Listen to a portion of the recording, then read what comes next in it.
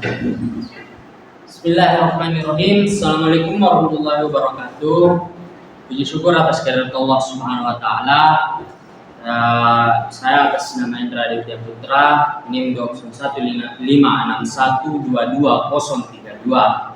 Prodi Hukum Keluarga Islam 2 semester 5. Mata kuliah Hukum Perlindungan Anak dan Perempuan.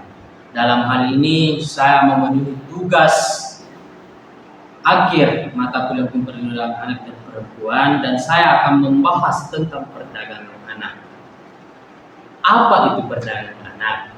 Perdagangan anak adalah bentuk eksploitasi di mana anak-anak diperjualbelikan atau dipindahkan dengan tujuan eksploitasi seperti kerja paksa, perbudakan, adopsi secara ilegal, dan kegiatan kriminal lainnya. Mengapa demikian perdagangan anak bisa terjadi di kalangan masyarakat? Karena perdagangan anak ini bisa terjadi karena faktor disebabkannya itu ada empat. Apa saja itu faktor sehingga terjadinya perdagangan anak? Yang pertama, kemiskinan. Mengapa demikian kemiskinan bisa menjadi faktor terjadinya perdagangan anak? Karena orang di dalam sebuah keluarga apabila terdampak yang namanya kemiskinan, maka ia akan merelakan anaknya ia perjualbelikan. Karena apa? Dia diberikan janji-janji yang manis. Yang kedua, kurangnya pendidikan. Mengapa kurangnya pendidikan bisa menyebabkan perdagangan anak? Karena kita melihat di zaman sekarang semua pekerjaan membutuhkan yang namanya ijazah. Dan orang yang kurang pendidikan, tidak memiliki pendidikan atau bangku pendidikan, maka ia sangat susah untuk mendapatkan pekerjaan. Dan disitulah biasanya terjadi jual beli. Orang memperjualbelikan anaknya dikarenakan anaknya tidak memiliki pendidikan. Yang ketiga, kurangnya penegakan hukum. Kurangnya penegakan hukum dari aparat penegak hukum, sehingga banyaknya oknum-oknum yang semerta-merta mengadakan pengeksploitasian anak, sehingga ia bisa mengambil keuntungan yang banyak dari hal tersebut. Yang keempat atau penyebab yang terakhir adalah konflik dan musibah. Mengapa konflik dan musibah ini terjadi? Disebutkan sebagai penyebab terjadinya perdagangan anak. Karena contoh di sebuah daerah, apabila terjadi bencana atau peperangan, maka ada seorang anak yang terpisah dengan orang tuanya, maka ia akan mengikut kepada orang yang mau menantunya, sehingga orang tersebut bisa saja mempekerjakannya dengan secara terpaksa, menjualnya secara terpaksa, memperbudaknya. Maka itu adalah penyebabnya, faktor terjadinya perdagangan anak. Bagaimanakah? Apakah di dalam perdagangan anak ini tidak ada upaya untuk pencegahan? Oh, tetap masih ada. Apakah itu upaya untuk mengadakan pencegahannya? Cukup ada 3. Di dalam hal ini pencegahan mengenai perdagangan anak ada 3. Yang pertama, meningkatkan kesadaran kepada masyarakat.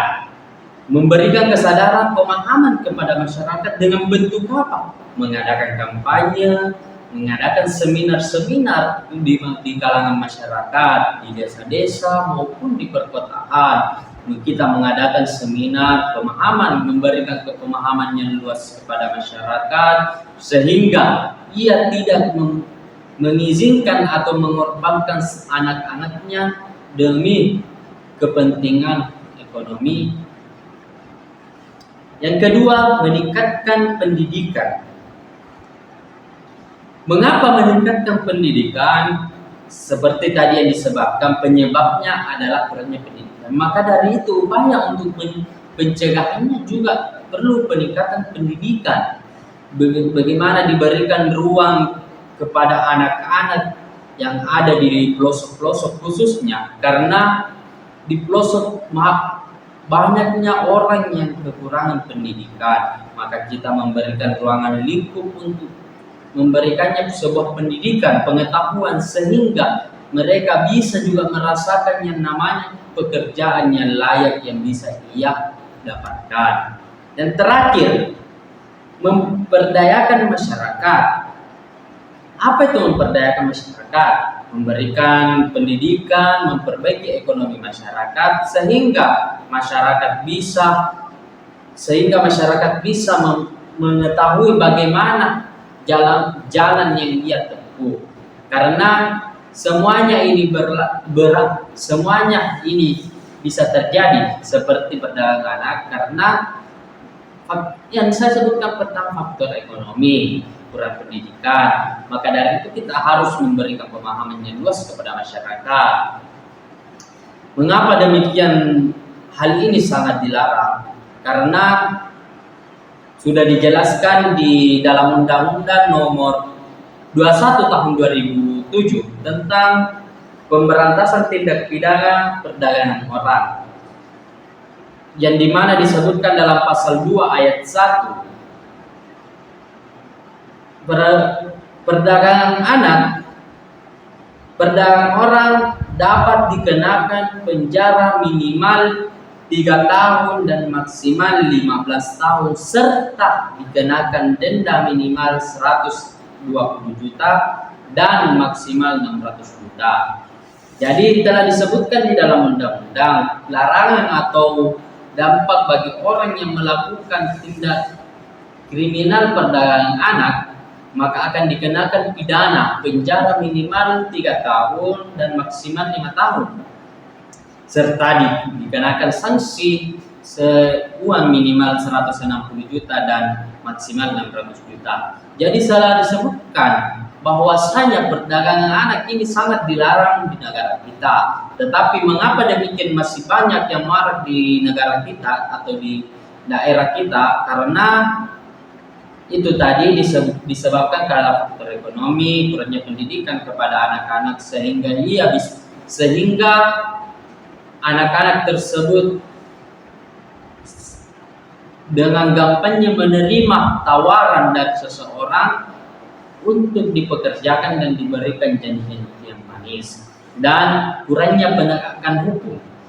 Mengapa? Karena bagaimana bisa terjadi sebuah tindak kriminal apabila para aparat penegak hukum yang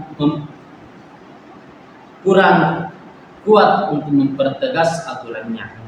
Jadi itulah tadi sedikit penjelasan singkat dari saya mengenai perdagangan anak dan upaya pencegahan perdagangan anak dan faktor terjadinya perdagangan anak, dan serta yang terakhir aturan yang mengatur tentang larangannya perdagangan anak.